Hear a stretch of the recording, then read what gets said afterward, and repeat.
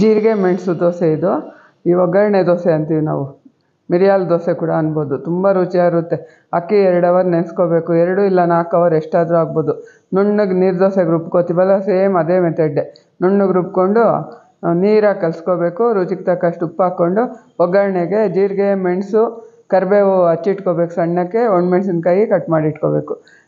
ಎಣ್ಣೆ, ಸಾಸಿವೆ, ಜೀರಿಗೆ, ಒಣಮೆಣ್ಸಿನ್ಕಾಯಿ, ಕರಿಬೇವು ಹಾಕಿ ಲಾಸ್ಟಿಗೆ ಪೆಪ್ಪರ್ ಕುಟ್ಟಿಟ್ಟಿರೋದನ್ನು ಹಾಕ್ಬಿಟ್ಟು ಎಲ್ಲನೂ ಹಾಕಿ ಫ್ರೈ ಮಾಡಿ ಹಿಟ್ಟೊಳಗೆ ಹಾಕ್ಕೋಬೇಕು ನೋಡಿ.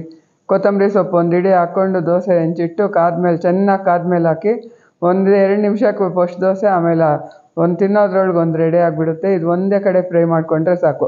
ಸ್ವಲ್ಪ ಎಣ್ಣೆ ಹಾಕ್ಬಿಟ್ಟು ತಟ್ಟೆ ಮುಚ್ಚಿಟ್ಬಿಟ್ರೆ ಸಾಕು. ರುಚಿಯಾದ ಘಮ ಘಮ ಅನ್ನೋ ಒಗ್ಗರಣೆ ದೋಸೆ ರೆಡಿ ಆಗುತ್ತೆ. ಯಾರು ಮಿಸ್ ಮಾಡಬೇಡಿ, ತಪ್ಪದೆ ಮಾಡ್ಕೊಂಡು ನೋಡಿ. ನೀರು ದೋಸೆ ಮಾಡ್ಕೊಂಡಿರ್ತೀರ, ಈ ಒಗ್ಗರಣೆ ದೋಸೆ ಮಾಡ್ಕೊಂಡಿರಲ್ಲ ಅಂದ್ಕೋತೀನಿ. ಮಾಡ್ಕೊಂಡಿರೋರು ನಾವು ಮಾಡ್ತೀವಿ ಅಂತ ಕಮೆಂಟ್ ಮಾಡಿ, ಇಲ್ಲದೆ ಅವರವರು ಮಾಡ್ಕೊಂಡು ತಿಂದು ಹೇಗಿತ್ತು ಅಂತ ಕಮೆಂಟ್ ಮಾಡಿ. ಫಸ್ಟು ಲೈಕ್ ಮಾಡಿ, ಶೇರ್ ಮಾಡಿ.